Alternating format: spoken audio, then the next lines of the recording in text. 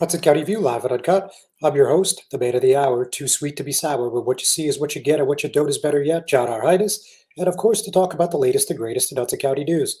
So there's quite a few things happening this week, like every week. So first of all, we're going to touch a bit about rewarding, as it's called, and this is of course redistricting for municipalities.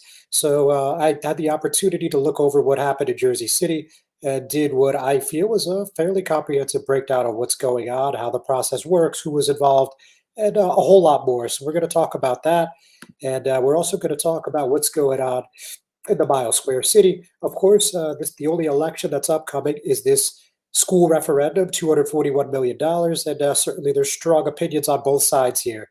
So we're going to talk about what happened at Tuesday evening's Board of Education meeting. And also in Hoboken, we're going to talk a little bit about what happened at that fatal fire at 38 Jackson Street last month. Of course, our hearts still go out to those families. We're going to talk about how you can help and what the latest investigation has revealed. We also now know that there's going to be at least one challenger to Rob Menendez Jr. in the 8th Congressional District. That's progressive organizer Ricardo Rojas. So we're going to talk about that. We're also going to talk about a new legal opinion out of Hoboken that talks about the implications of raising the union donation limit and what actions could or should be done going forward. And fortunately, on that point, today I'm joined with Hoboken Councilwoman-at-Large Jabbour. So we're going to talk, a lot of Mile Square City business, some of the things I just mentioned, and I imagine probably a little bit more right after we hear a word from our sponsors. Good Friend Self-Storage in North Bergen, New Jersey is a fully climate-controlled facility equipped with state-of-the-art security, packing supplies, a Refer Friend program, and multiple loading docks convenient for commercial use. Located just off of Route 3 at 4301 Tunnelly Avenue, Route 1 and 9. Call 201-867-2444 or visit us on the web today. Good Friend Self-Storage. Let us be your good friend. Burns Brothers Memorials, Monuments, and Markers, 787 Tunnelly Avenue, Jersey City. Hudson County's only monument maker, serving all faiths and cemeteries. Design, studio, and large inventory on site. Cemetery inscriptions and custom orders welcome. Burns Brothers Memorials, Monuments, and Markers, 787 Tunnelly Avenue, just south of Secaucus Road. Craftsmanship that will last for all eternity. Burns Brothers, Jersey City, Albert H. Hopper, North Arlington. Visit us on the net. Hudson County View live and uncut, John R. Heinis. And as I just mentioned a few moments ago, today I'm joined with Hoboken Councilwoman-at-Large Jabbour. She's also the vice president of the governing body in 2022. Councilwoman, thanks for being a part of the program today. Sure. Thank you so much for having me on. So no problem. So let's just talk about the reorg meeting. Obviously, you and Third Ward Councilman Mike Russo got elected to the leadership team. Of course, he's the president. You're the vice president. Pretty decisive votes on both sides. Just why did you think that Councilman Russo would make a good president this time around? I think, first of all, I'm grateful to my colleagues for, the majority of my colleagues for supporting my interest in being vice president of the council. I think Councilman Russo has had a very strong working relationship with this administration, with his colleagues, and, runs a good meeting. There's something to be said for making sure that the streamlined, efficient public meeting is implemented. And I think that's something that he's very interested in. All right, very good. So when we're talking about the vice presidency and you guys working together with the administration and your colleagues going forward, what are some of your priorities, your major priorities for 2022? Obviously, there's still a lot happening around our COVID response and how we're doing as a city to support people through what continues to be an extremely difficult time. I appreciate that the city has really gone above and beyond in so many ways to continue to pivot as the needs of our population have changed. And as this pandemic has shifted, we're really not in the clear yet. And I know that's top of the list. But I think we're also interested in looking at some larger priorities around some of the services to families. I'm very interested in our recreation department and how we're doing in terms of those programs. I know something that we all care very much about is continuing to try and do better on transportation initiatives, on parking, the Vision Zero initiative moving forward, and continuing to ensure that pedestrian safety is at the top of the list. So I think we're all on the same page with continuing to advance those priorities. Okay, very good. So, talking a little bit about the COVID response, obviously, a nationwide issue is so many people are taking PCR tests now due to the wave of Omicron. It's just making these lab delays almost impossible. We saw what happened in the public schools in Hoboken. Obviously, a lot of people ended up having to quarantine because the PCR results just weren't back in time. And with that, and on top of that, just people can't seem to have enough testing sites. Just the volume is so high. So, is there anything you could recommend at that level? Whether it's just finding a site, whether it's just maybe taking a rapid test instead, like any information there that might be helpful. Well, I'll say, I think, there have been challenges absolutely with how the testing process has gone. It's really mostly been on the end of the processing of the actual sample, working with our labs. I think the city of Hoboken has done a great job making sure there's a sufficient number of appointments available for testing. And I know that the school district also stood up their own testing site for the sake of bringing kids back after the holiday break. But their challenges, again, were with the lab side of things. And as the city of Hoboken just announced a couple of days ago, they've actually explored working with another provider on the lab side of this equation to make sure that people are getting their results in a timely way. It's a process that changes on a day-by-day basis almost. We're trying to just keep up with the guidance, keep up with the demand. And I think on the front end, to the best of our ability, we've stood up an infrastructure around getting people in the door for testing in an efficient way, but also then providing vaccinations to people who need them. And actually, one of the nice things that has resulted, my two kids are in elementary school in the district, so I'm very familiar with their policies around COVID. But what's been helpful is that, once your kids are vaccinated, you're actually able to continue to school even after exposures within the class. So while there may have been some challenges about getting back to school after the holidays, I do think people have options about how to make that work for their family. Right. And also, we saw even for unvaccinated students, there's the new test to stay policy, which has the regular testing for 5 to 7 days, and so on and so forth. Obviously, you're familiar. So, anyway, let's. You mentioned Vision Zero for a moment, so let's talk about traffic safety. Obviously, the ultimate goal was zero traffic safety deaths by 2030, right? So, That's do you correct. think this is a tangible? Okay. You think this is a tangible goal for the Mile Square City, and how do you see that coming to fruition, if so? I think that is a tangible goal. I do think there's been of late a shift in some of the behaviors, I'll say, in terms of things that I've heard both from residents, but I've observed as well. Hoboken does continue to see some very high speed incidents. Unfortunately, there's been a number of crashes that have been related to drivers going too quickly down streets that are narrow. And I'm thinking in particular, I think it was a couple of weeks ago, the flipped car on Bloomfield. That was, I think there were some concerns about the sobriety of the driver, I believe. But I've also witnessed that in two other cases at the intersection of 7th and Grand, and then also by the Monroe Center. A car to flip over entirely has everything to do with the speed of that car. And I know that one of the Vision Zero initiative, one of their top priorities is to actually look at reducing the citywide speed limit. And so that's something that the mayor has been working with the county and that we're all hoping to move forward as a way to address it. With people being home with COVID, it's almost brought this to even more of a priority because people are more present in their communities locally than perhaps they had been before. So it's something that I hear from a lot of residents that they want to continue to see us invest in. Very good, Councilwoman. With that, don't go anywhere, folks. We're going to be right back. Just going to take another commercial break. Consumer Carpets, 3408 Kennedy Boulevard in the Jersey City Heights, your one-stop store for residential and commercial floor treatments, carpeting, linoleum, tiles, laminates, hardwood floors, area rugs, remnants, all major brands, all in stock. Free estimates, same-day installation. Consumer Carpets, it's savings, selection, installation. Credit cards and debit cards accepted. Financing available. Consumer Carpets, price to fit your budget, installation to fit your schedule.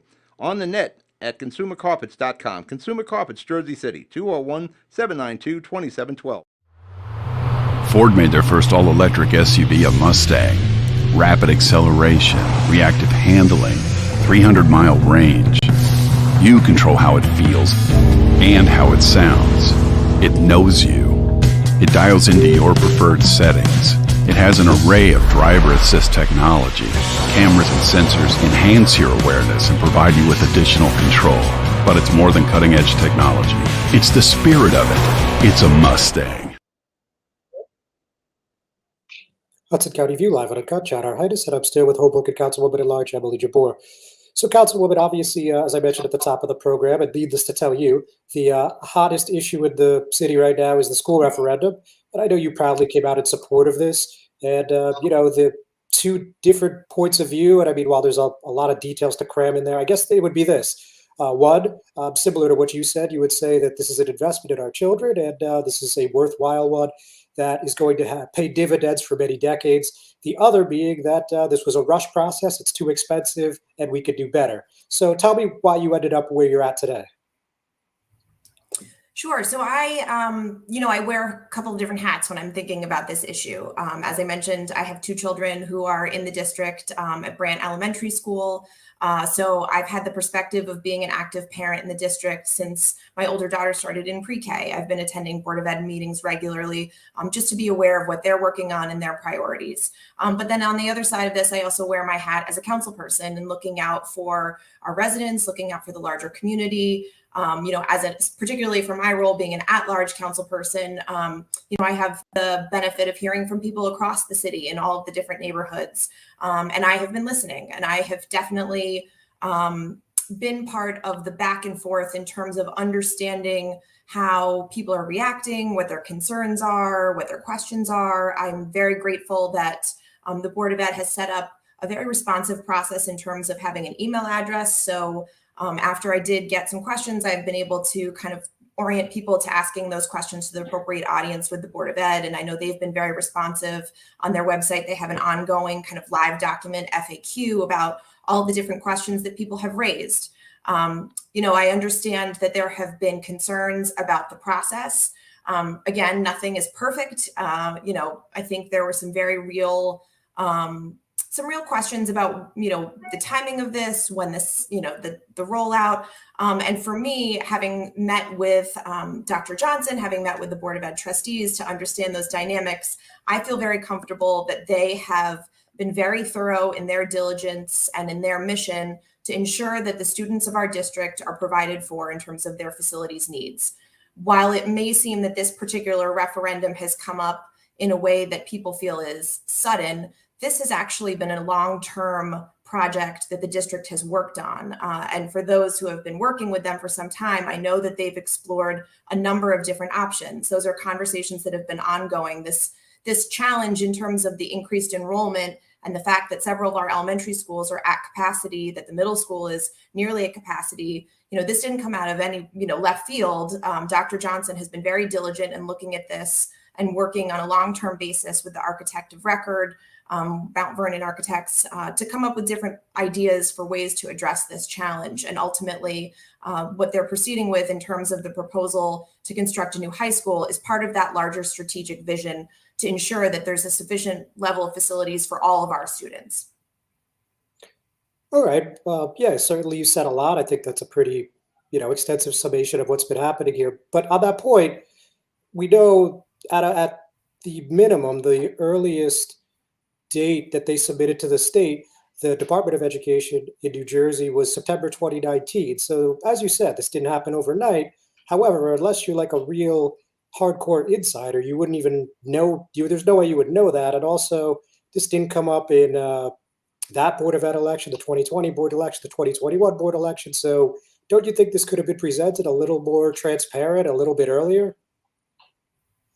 In addressing that question, I would say when I've spoken to the folks involved with this in the Board of Ed side of this, they didn't feel comfortable bringing to the public something that had not yet been approved. And I can understand how that would be, because that would create a moving target in terms of how the public would be able to really weigh the merits of the process and the project.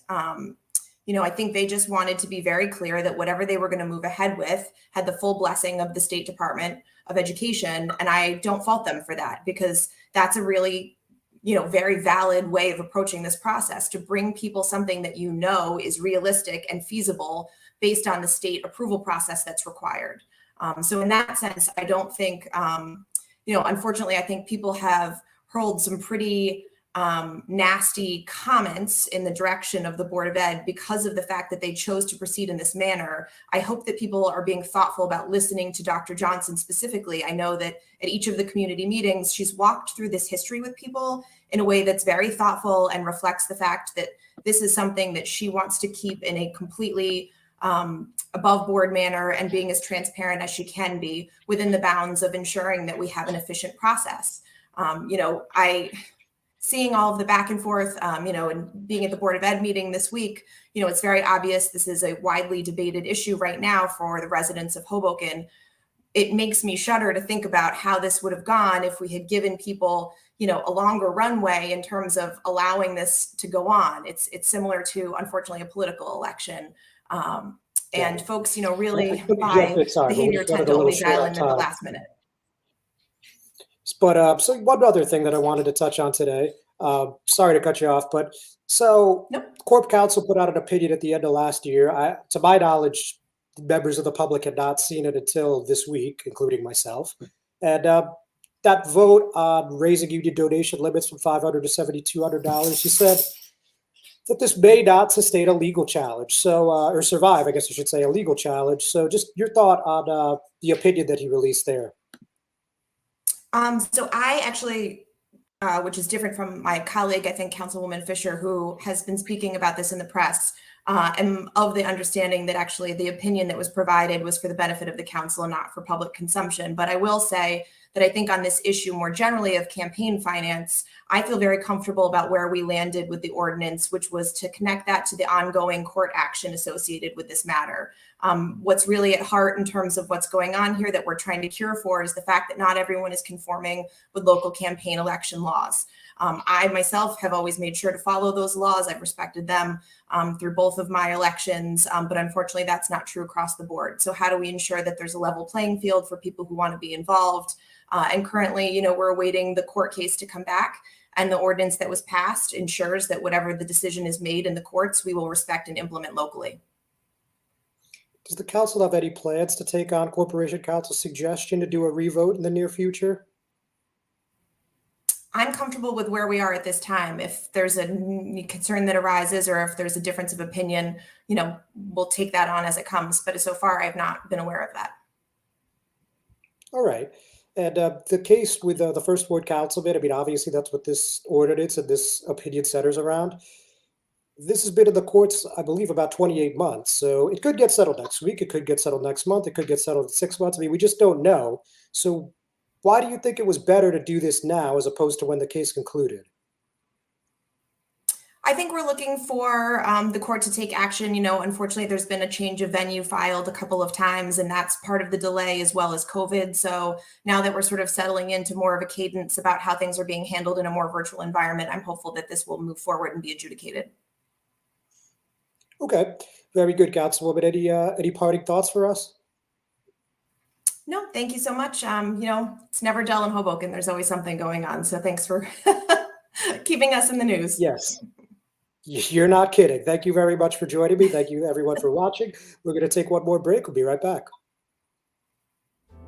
Newport, the luxury waterfront community on the Hudson River, offers a quality of life you deserve in one of our many high-rise towers. With amenities such as the on-site Newport Path, light rail, Newport Town Square, 3 playgrounds, dog run, upscale restaurants, retail giants like Kohl's, JCPenney, Macy's, and Target. Morton Williams and Acme Supermarket are just outside your front door. A health and fitness center, skating rink, and medical facilities are also on site. Enjoy the New York skyline from our waterfront and various parks. Manhattan is just one pass stop away, or quick ride through the Holland Tunnel. Nursery and private elementary schools all on site. 12-screen movie theater at the Newport Center Mall. Looking to visit? Stay at the Westin or Marriott Hotel. For more information, visit us at newportnj.com. Make lasting memories to cherish forever. It's incredible. It's you, Newport. Live like you want. Hudson County View live and uncut, John R. Heinis. So let's talk a little bit about those ward maps in Jersey City. So there's a lot to parse through, but I'm going to do my best without just rereading you the whole article. So the bottom line is this. There is a board of ward commissioners, and they consist of 7 people. So And this also happens every 10 years after the US Census. So the municipal clerk serves as the secretary for each of these boards. So in Jersey City, the secretary is City Clerk Sean Gallagher. John Manila, who many of you know is a top aide to Mayor Stephen Fulop. He serves as the chair of this board, and there's 5 Board of Elections commissioners who are appointed by the governor. So that's Danielle McKelly, Republican from West New York, Janet Laura, a Democrat from Bayonne, Daniel Beckelman, Republican from Jersey City, Peter Portman, a Democrat from Jersey City, and Paul Castelli, a Republican from Kearney. So, according to municipal ward law, the state statute says the ward commissioners shall fix and determine ward boundaries so that each ward is formed of compact and contiguous territory. The population of the most populous ward so created shall not differ from the population of the least populous ward so created by more than 10% of the mean population of the wards derived by dividing the total population of the municipality by the number of wards created.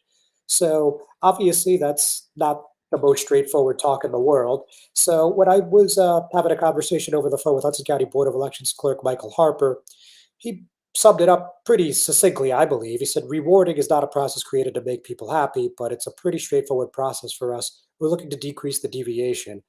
And he said, you redraw wards by population and you draw district lines by registered voters and maintain them by voter turnout. Ironically, rewarding is not a rewarding process. So with that in mind, if you look at my Twitter, I did this kind of comprehensively, but really these are some of the key takeaways, and I'll just walk you through I think the biggest alterations, I guess. So the new map shows this: Society Hill and the area designated for the Bayfront in Ward A moving to Ward B, Liberty State Park and the Liberty Science Center, SciTech City heading to Ward A.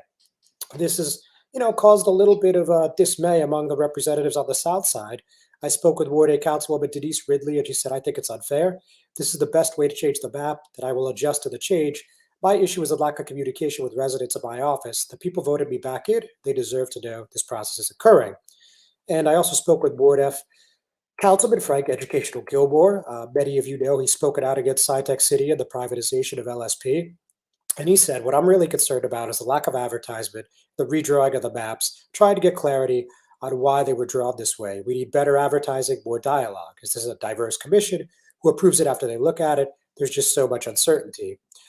Which, I think a lot of people that are just finding out about this in the past 12, 24 hours feel that way. But with that, I just want to point out that the Board of Ward Commissions has to submit this by the 16th, and then approve it, I should say, by the 16th.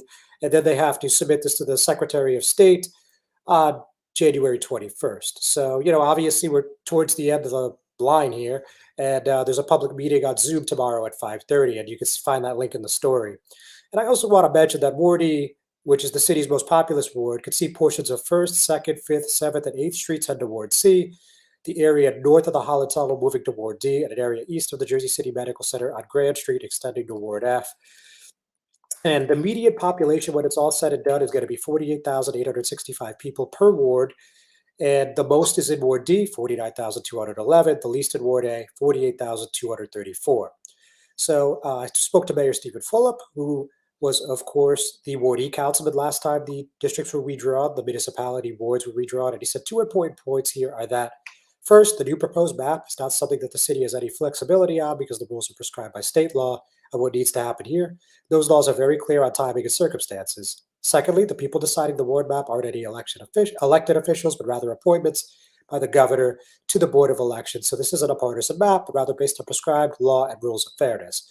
On the personal front, I remember going through this in 2010, and everyone is always upset by this at first, and then they eventually adjust, as unfortunately the reality is that there is little flexibility any of us have over this process due to population growth and laws. With that, we're going to take our final commercial break. We'll be right back. Panapinto Properties, Jersey City, shaping the workplace with state-of-the-art office spaces and addresses your company desires. Building residences that define your home environment, adjacent to all modes of transportation with on-site parking available. The right address, the right lease. Call 201-521-9000 or visit online at panapintodevelopment.com. Panapinto Properties, building Jersey City for everyone. Hudson County View live and uncut, John R. Heinis. So one of the other elections that has kind of fallen to the wayside in the past few weeks at the 8th Congressional District race. I mean, we know U.S. Rep. Albio Series isn't running again. We know that pretty much every Democratic elected official has come out in support of Rob Menendez Jr., the son of U.S. Senator Bob Menendez, and of course a Port Authority Commissioner and an attorney as well. Well, now it looks like we'll have a contested race in June after all. We heard from progressive organizer Ricardo Rojas, and he says he's ready to throw his hat in the ring. He said in a statement, "It's time for a change, for everyday people to have a seat at the decision-making table. That's why I'm running for Congress, to empower people and fight for our community's interests, not the party bosses." And, this is somebody that's had some familiarity with local politics. Behind the scenes, though, he was actually a part of Hector Oseguera's 2020 congressional race. Of course, Oseguera took on Series, and while the final numbers were wildly competitive, it was a pretty fun race to watch, in my opinion. We also see here that Rojas defines himself as a co-founder of the Progressive Democrats of New Jersey and the Progressive Democrats in Hudson County. And we heard from someone that he helped out last year. That was in November. This is Danielle Freer, who challenged for the Ward D council seat. And she said, "Ricardo has built his career on helping everyday people run for office. This campaign strengthens our democratic process by focusing on the community without asking for permission from a powerful few."